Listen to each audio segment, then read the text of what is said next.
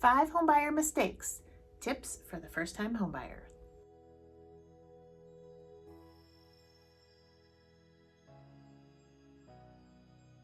Today I'm going to be talking about 5 homebuyer mistakes that first-time buyers commonly make that can cost them thousands of dollars or even to lose out on the home that they love.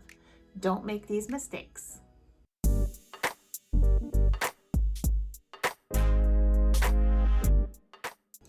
Hi there, my name is Emily Farber and I'm a realtor with Leopard Krieger Realtors in Iowa City, Iowa. Thanks for joining me on today's video. If you are a first-time home buyer, I have the perfect guide for you and it's totally free. You can download it in the description box down below. Sometimes when you're trying to find a description box, especially on your phone, it can be a little tricky. All you need to do is tap the title of this video right below the video box and it will pop up. All right, let's talk about some big mistakes you don't want to make when you're buying your first home. Number 1, not getting pre-approved. Listen to me carefully on this one. I know there's some flashy websites and online calculators that will claim to give you an idea of what your budget may be, but none of that matters a lick. The only thing that truly matters when you're in the market to buy a house is getting pre-approved from a lender. That lender is going to take a look at all of your qualifying factors and give you a very good feel for what they are willing to lend you. Now, you don't have to spend up to the top, certainly not, but that is going to be the framework in which you are shopping. If you are not pre-approved and you are out looking at houses, you are wasting your time, you're wasting your agent's time, and you're wasting the seller's time. If you are not pre-approved, no seller is going to take your offer seriously. And furthermore, you are simply not going to be able to compete with other serious buyers in the market. Number 2, messing up your DTI, your debt to income ratio.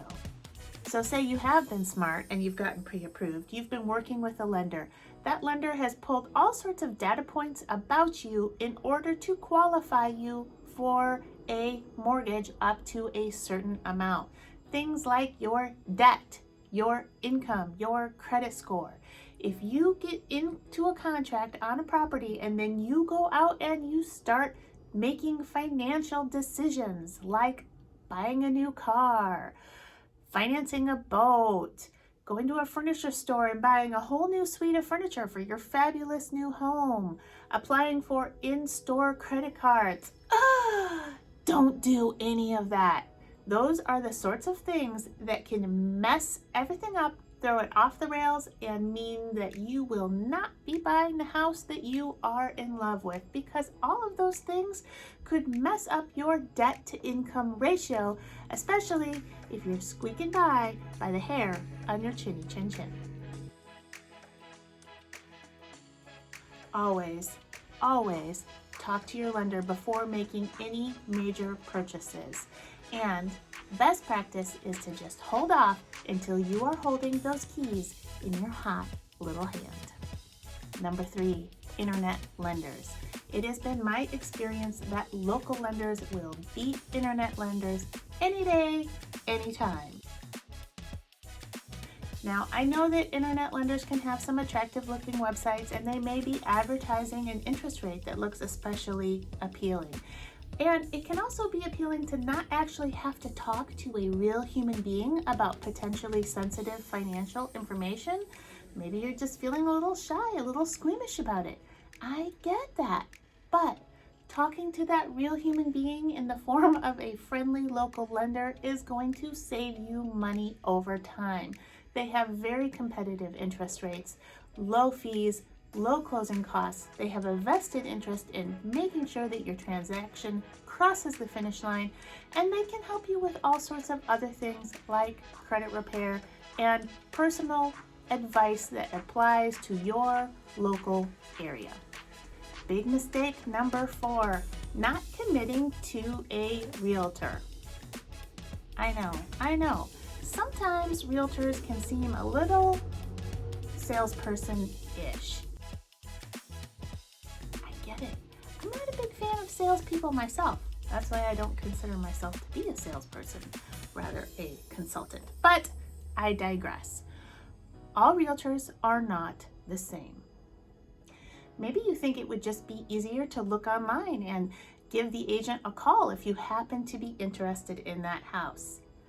But wait, when you do that, it is important for you to realize that that agent is representing the seller. And if you were to decide to move forward and write an offer on that house, that agent who is representing the seller is now going to be in a state of dual agency where they are representing both sides. You can watch my video right here all about dual agency, the pros and the cons of it. When you commit to a realtor and you have chosen one carefully, you can bet that that realtor is going to work like a bloodhound to get you what you want. Did you know that a significant number of homes are sold before they ever even hit the open market? The reason for that is that listing agents may have a pocket listing or a private listing. The only agents who will know about that private listing are agents in the know. Like your agent who you committed to.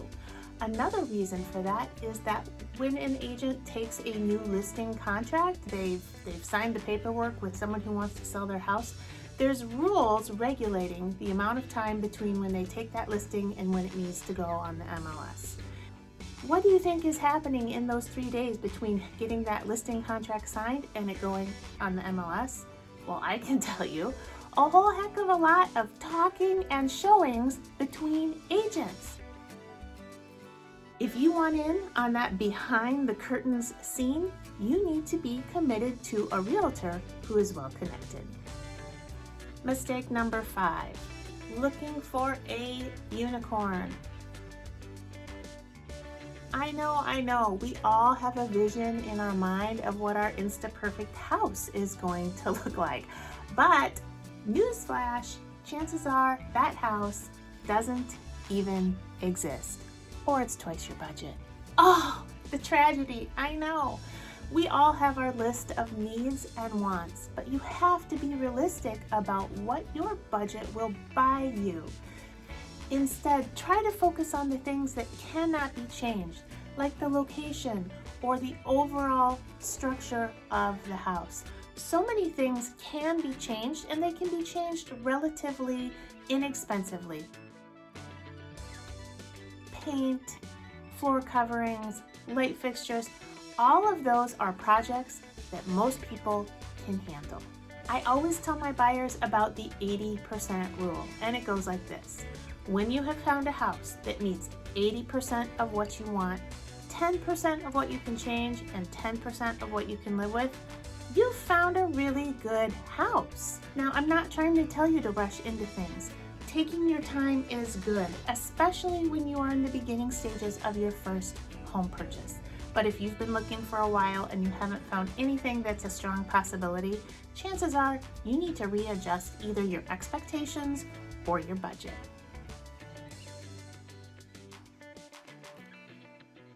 Hey, thanks for watching today's video. 5 buyer mistakes, you don't want to make them. Remember to grab your free buyer's guide. The link for that is down below in the description box. If you haven't subscribed, why not? Why don't you do that? And pro tip, ring the bell. That way you'll be notified every time I put out a new video, which is every Friday. Hey, it's been fun. I'm so happy that you are here to learn more about real estate in the greater Iowa City area. I'll catch you later.